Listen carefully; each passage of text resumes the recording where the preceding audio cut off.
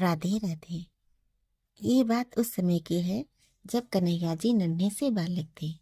कन्हैया जी अपने नंद बाबा की गायों को चराया करते थे। उस समय कन्हैया जी के मामा कंस हमेशा उन्हें मारने की कोशिश में लगे रहते थे। एक बार कंस ने कन्हैया जी को मारने के लिए अरिष्टासुर नाम के एक राक्षस को भेजा। अरिष्टासुर श्री कृष्ण की ताकत को जानता था, क्योंकि कन्हैया जी जब छोटे से शिशु थे तभी उन्होंने पूतना जैसी महाराक्षसनी का वध कर दिया था। इसलिए अरिष्टासुर ने कन्हैया जी को मारने के लिए अलग तरीका अपनाया। अरिष्टासुर ने गाय के बछड़े का रूप बनाया और गाय के झुंड में शामिल हो गया। झुंड में शामिल होकर अरिष्टासुर कन्हैया जी को मारने का मौका देखने लगा। जब उसे श्री कृष्ण पर वार करने का कोई मौका नहीं मिला तो उसने कन्हैया जी के दोस्तों को यानी ग्वाल बालों को मारना शुरू कर दिया।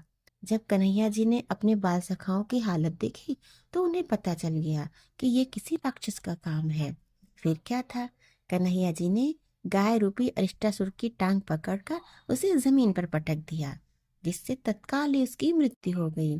अरिष्टासुर का वध भगवान ने जब किया उस समय वह अरिष्टासुर बछड़ी के रूप में था। तो राधा रानी ने कहा, कान्हा, तुमने गो हत्या की है, जो घोर पाप है।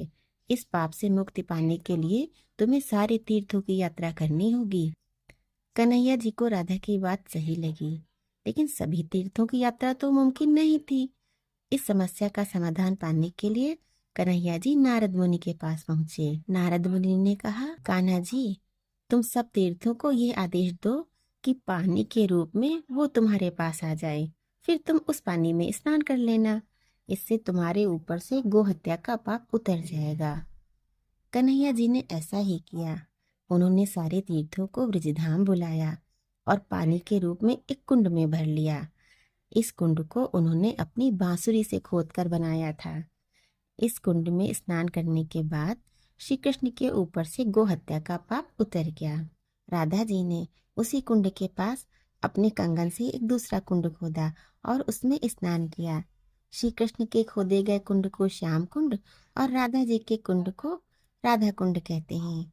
स्नान के बाद श्री कृष्ण राधा ने यहाँ महारास भी रचाया था। ऐसा कहा जाता है कि मथुरा से कुछ दूरी पर एक गांव है जिसका नाम अरिता है। इस गांव में आज भी श्री कृष्ण के द्वारा बनाया गया कुंड मौजूद है। अरिष्टासुर वध की कहानी से ये सीख मिलती है कि जो व्यक्ति बुरी प्रवृत्ति से दूसरों को तंग करता है उसे सदैव दंड मिलता है। राधे राधे।